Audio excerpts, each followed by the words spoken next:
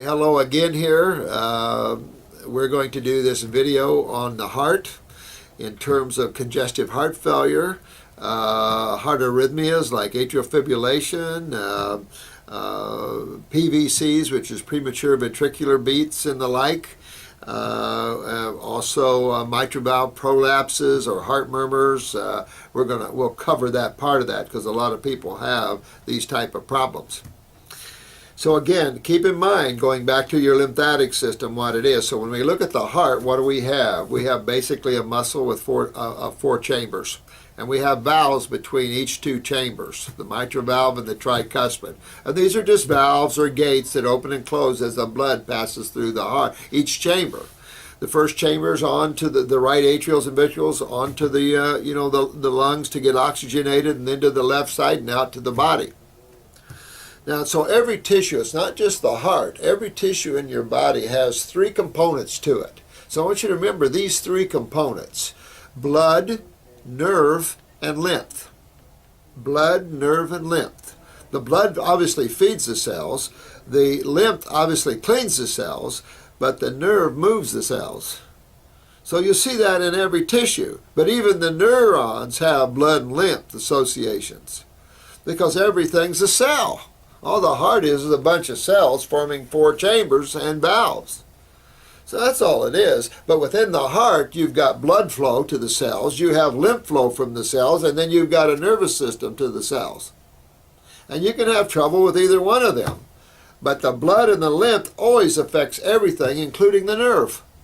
So this is why, how simple this is why you always go back and work on that lymph system. Because when the lymph system's backed up in the body, it's backed up head to toe. So things like congestive heart failure, hypertrophy of the heart. Hypertrophy is enlargement. What enlarges? What swells things? Swelling of the spleen, swelling of the kidneys or adrenal glands. I just talked to a lady, her sister had adrenal glands full of tumors. What is this? This is the lymph system. When the lymph system backs up, you get pain and swelling. You get edema. Your ankles swell, your heart swells, your lungs swells, pulmonary edema. You fill with fluids in the body's effort to hydrate itself, to buffer these acids, because remember, when acids win, you lose. And that you have to learn that.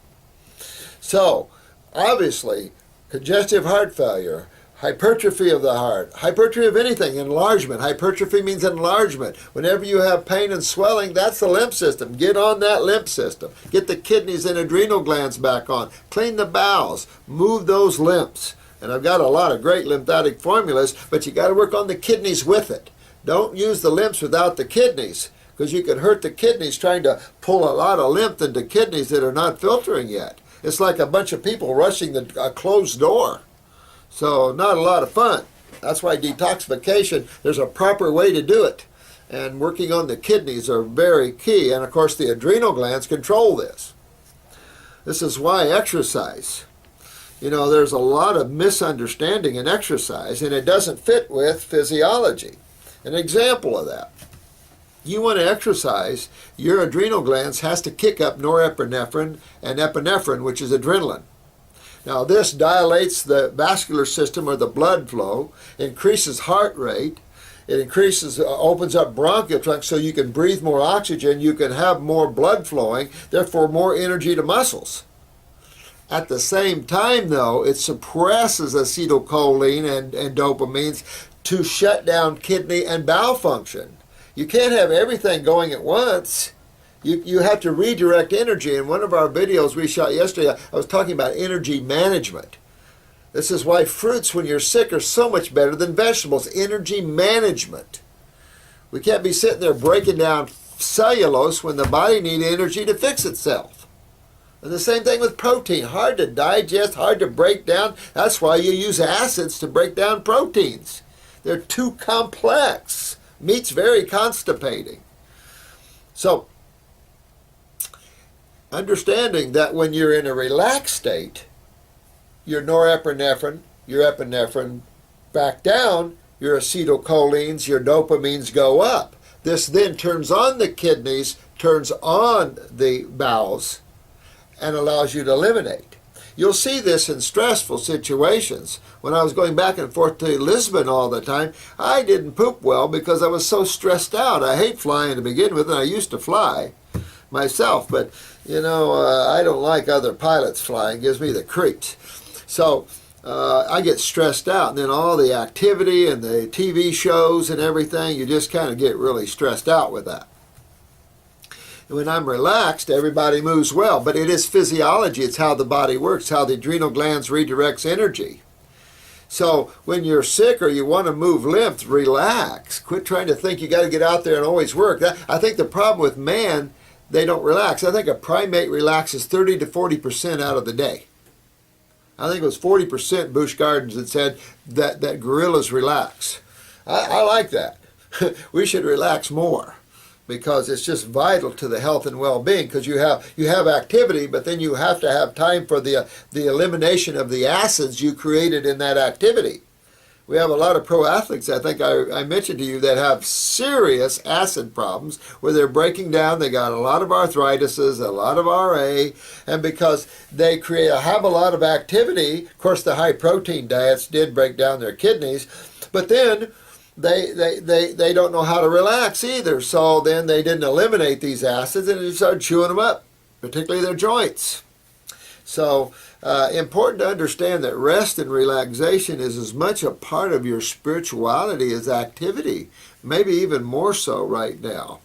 So animals show you that. When animals get sick, they just sit around and relax.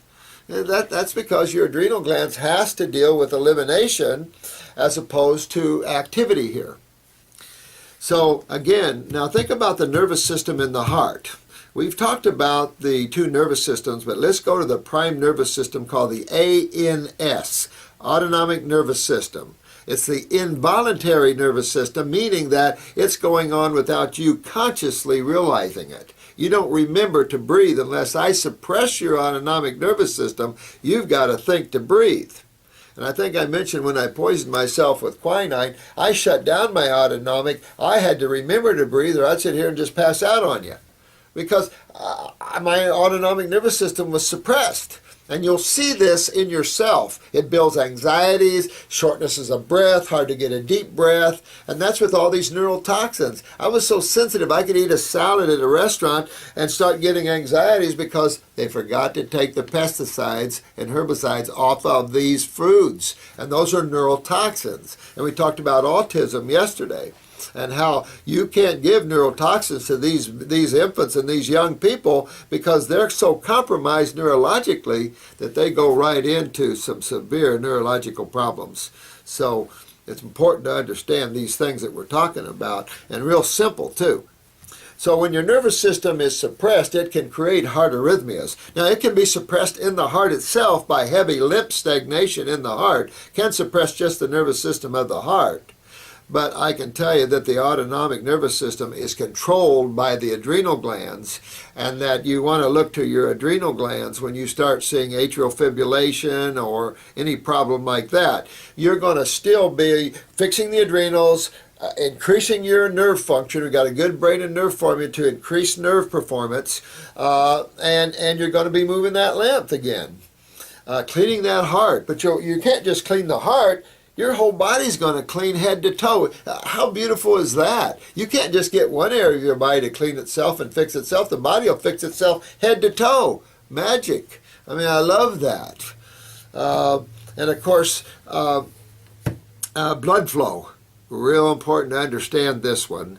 I think it was Deepak, Dr. Wild, put an article, and I don't, forgive me if I'm wrong, but it was in the Wall Street Journal maybe, or the New York Times, talking about the fallacy of the open hearts and stents and all this, and the use of cholesterol or statin drugs.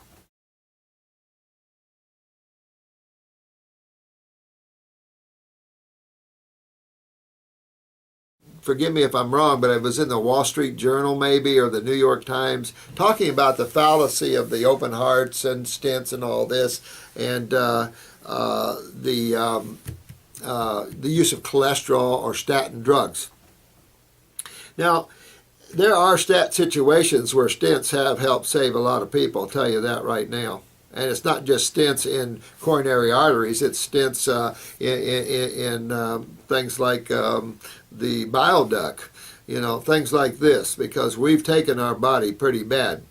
But I want to reference you, and I talked about this, I think, the other day, where if you look at the commercial for Lipitor, Plavix, and Crestor, and I went over that with you to show you that if you look closely, they place the cholesterol plaquing in the artery wall, not on the artery. Crestor did a commercial initially putting cholesterol on the artery wall and then changed it because they realized someone had told them cholesterol doesn't start plaquing on the wall.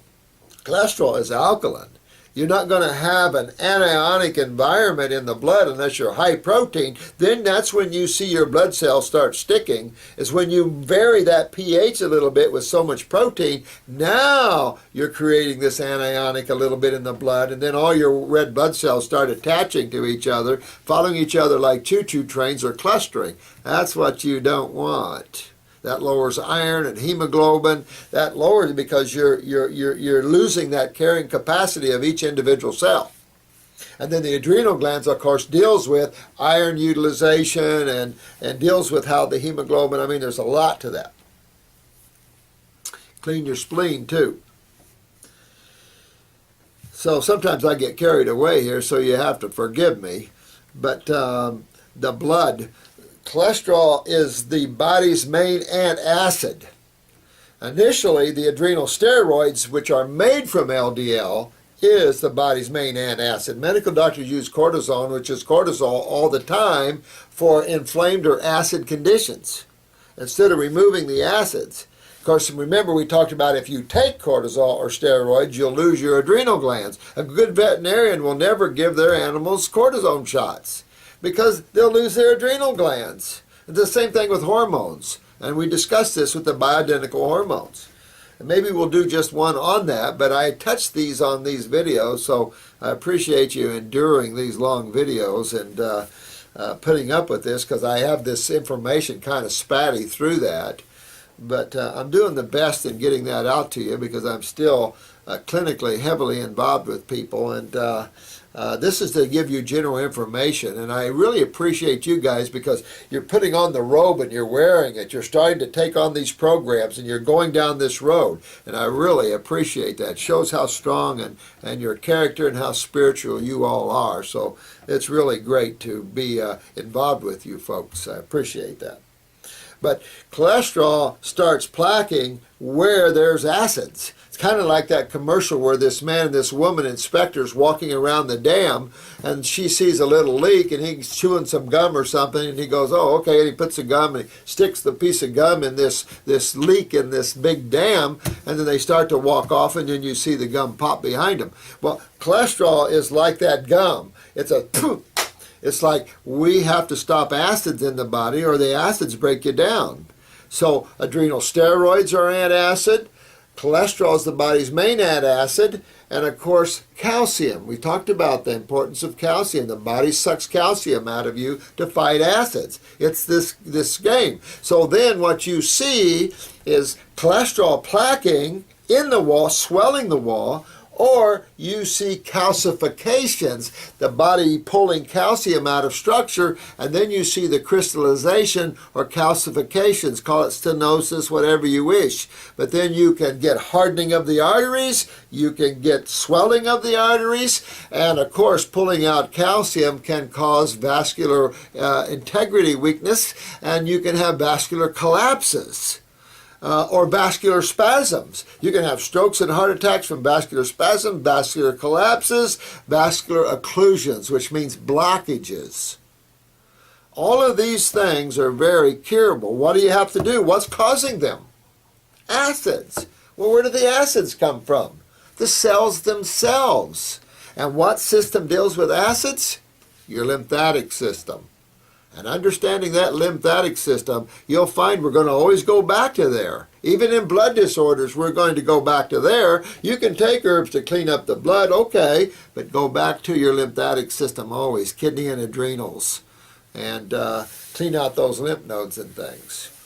So in any heart condition, remember, don't go out and exercise Don't go out and exercise.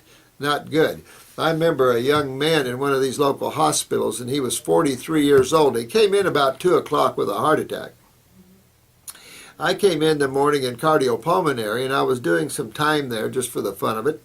And I saw this stat means now, EKG. I need an EKG real bad on the cardiac floor. So I was the only one there, and I ran up there, and there was an EKG machine that the cardiopulmonary leaves on these cardiac floors at night. And here's this big charge nurse sitting there, and I said, here's your EKG machine. How come you're the nurse, head nurse, how come you didn't do one on him? Because when you're on the floor in the rooms, you have a heart monitor on you, but it only monitors what they call lead 2. So you're only seeing one view of a heart. If you notice, an EKG is 12 views of the heart.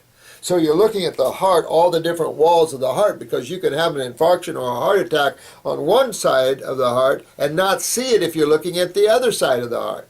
So that's the value of a 12 lead. When you're in generally being monitored, you're only monitored in one lead. Some monitors might monitor in more, but so I went down and we went down. I went down and did an EKG on him, and sure enough, he was having an infarction or a heart attack on one wall. He'd had pain all night long, and so I ran down and I showed the charge nurse this. Well, she freaked out, called Code Blue, and we both went running down to the room where he was, and I was talking with him, and we were chatting with him, and I looked at his heart monitor, went 60, 50, 40, 30, and back he went. He went right out. So I grabbed the covers and threw him off the bed and grabbed his left foot.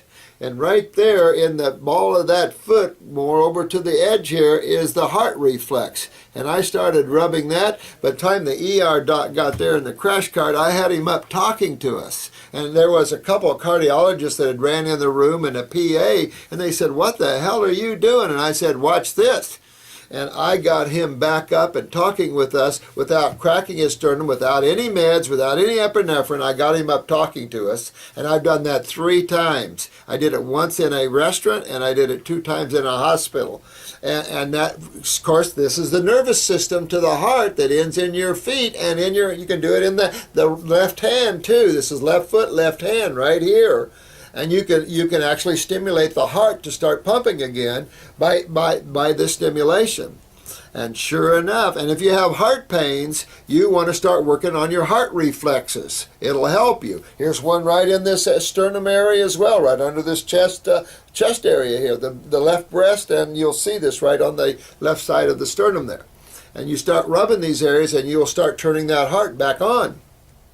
So they took him to an intensive care unit, and I went back that afternoon to visit him, and he was eating a barbecued beef sandwich and French fries. Now, here is a post-MI, very sensitive, everything's inflamed, everything's very sensitive and prone to spasm, and they're having a barbecued beef and French fries. I mean, that dietitian or physician should have been sued. So I was livid, but I went back the next day. I was off, and I went back the next day, and they told me he had died that afternoon, and they couldn't get him back. Well, of course, they killed him. You know, I mean, he killed himself, but the bottom line, they just quickened the process. We could have saved him. He was only 43 years old. And this is the problem we have. So the importance of raw fruits and vegetables can't be underestimated on all these cases of emergency medicine. And what you can do in emergency medicine without hurting people, because I've cracked a lot of sternums before in the elderly doing it their way. So anyway, thanks for this video and watching this video. You all have fun today. Take care of your health, and I'll do more. Bye-bye.